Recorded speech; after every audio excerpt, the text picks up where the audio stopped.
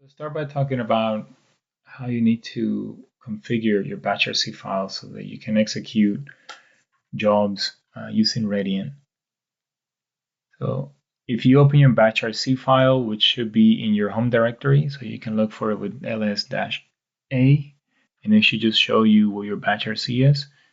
Or if you link your home directory to your computer, then you can just open that and then open up the file and modify it. So some of the things you need to do is add these lines at the very bottom. So here you can see we're just loading the module and doing some of the things like giving permission to your OS to execute some shell scripts and so on. So your home directory should have been set up with a folder called code, and inside of that folder, you should have pulled the repo for the Radiant project.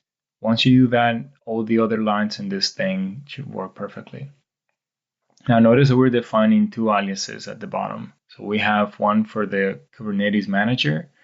This one can actually show you the jobs that are running. If you do -L, it can kill the job with -K. And what I mean by that is if you were typing something in your terminal in C-Dragon, you would do KAs and then manager-K, and you can put the name of the job that you want to kill, or you can just do -K and enter, and it will kill the last one that you ran. Now, the one that we usually want to use for the Radiant jobs is Kubernetes Radiant. So this one executes a different shell script that actually runs the job runner shell script up here, but with some additional commands.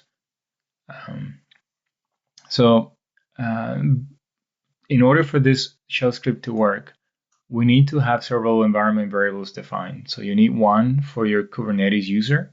So this is simply your MD Anderson username. And then you need one for your Kubernetes user ID, which I believe is your MD Anderson ID number, and then the group ID. So you can find these two values in your Kubernetes template files.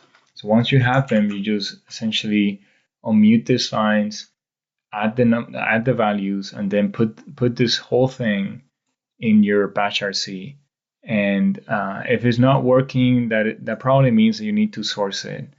So essentially you just need to restart your C-Dragon, and then it should work. So once everything is set up, you should be able to do things like this. So you can type help and then get a description of how you can run the command. So this should have information about what is required, what each of the commands do, and so on. We'll go through those in a second. So yeah, before this can work, you need to have all these things specified, and your bashrc has to be modified and sourced. So yeah.